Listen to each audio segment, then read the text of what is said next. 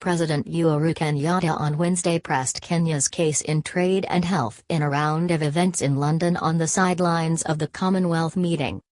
Kenya has had a rocky relationship with key Commonwealth countries, and President Kenyatta's administration says it is keen to recast those relations, and especially with Britain.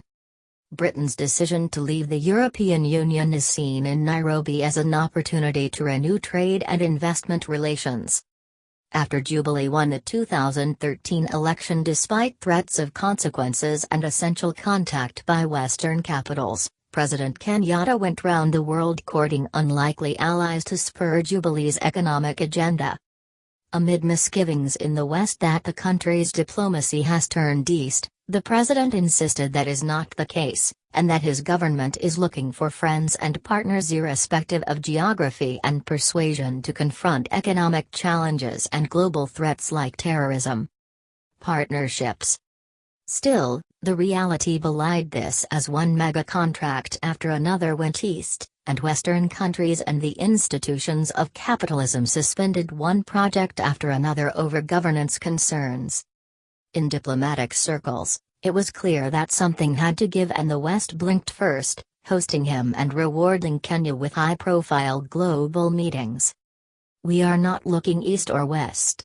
We are looking for friends and partners," he said, a message similar to the one he opened with in his visit to the UK to attend the Commonwealth Heads of Government meeting, CHOM. The meeting's theme is partnerships in building democracy, fighting poverty, promoting trade and confronting extremism. At Chatham House on Monday, he recounted Kenya's economic journey in improving the business environment and surviving two difficult elections last year in the face of a biting drought and vigilance against terror. Cohesion. Coming from ringing the opening bell for trading at the London Stock Exchange and securing another platform for Kenyan companies to raise capital, President Kenyatta announced investors would be allowed to buy the National Oil Corporation shares next year to raise $100 billion for building infrastructure to evacuate oil from the Turkana fields. He condemned divisive politics and preached reconciliation.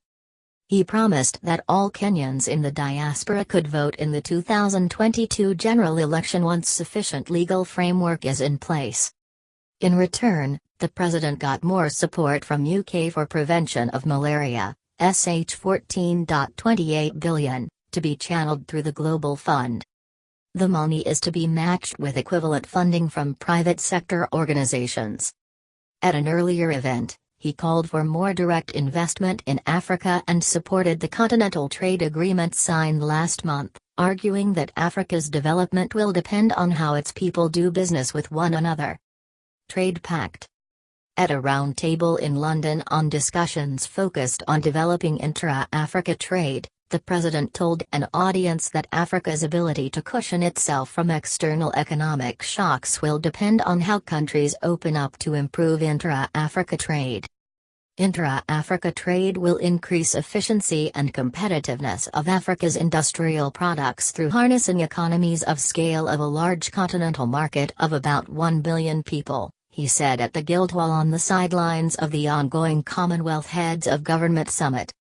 The president said the recent Africa Continental Free Trade Area, AfCFTA, signed last month in Kigali by 44 African nations, including Kenya, will uplift African countries who routinely depend on foreign aid, and help them earn revenues through trade. Nigeria. But among those in the audience were officials from Nigeria, which did not sign the agreement after President Muhammadu Buhari argued that certain aspects of the deal could kill local industries. Proponents of the AfCFTA say Africa's trade with itself need to be lifted. At 18%, it means Africa trades more with the outside world than within its member countries. According to the World Economic Forum, Europe has the highest intracontinent trade, 69%, followed by Asia, 52%, and North America at 50%. One of the reasons behind Africa's lagging behind, argues a paper by the UN Economic Commission for Africa, are the restrictive immigration rules, too many tariffs on goods, economies that generally export similar raw materials as well as poor transportation infrastructure. Investment. As a net importer of goods, Africa is largely vulnerable to any mishaps in global economies ranging from currency fluctuations to oil price changes. According to a paper from the Overseas Development Institute, sub-Saharan African economic growth fell from an average of 5% in 2011 to 3% in 2016, mainly affected by global oil prices, rising debt and a huge import bill.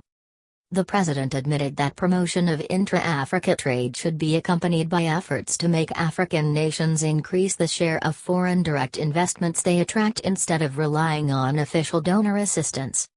Only 1 out of every $40 of foreign direct investment since the 1990s has gone to sub-Saharan Africa, which is dwarfed by the 1 out of every $8 that went to Latin America and the Caribbean, or the more impressive 1 out of every $4 invested in Asian countries, he said. Power. During an investment meeting with UK business leaders, the president was told that UK firm Quantum Power, the owner of 35-megawatt Menengai geothermal development, was willing to raise the investment 5 times, tapping into Kenya's ambition to generate more power. The president noted that there have been increasing levels of investor interest in African countries in the last decade, with a notable expansion in the level of foreign direct investment inflows. FDI inflows will undoubtedly contribute to the technological development, industrial diversification, and economic growth of host countries, the president said. There should be specific investments targeted at infrastructural development. Africa requires investments to be channeled in expanding and upgrading transportation and other trade-related infrastructure, he added.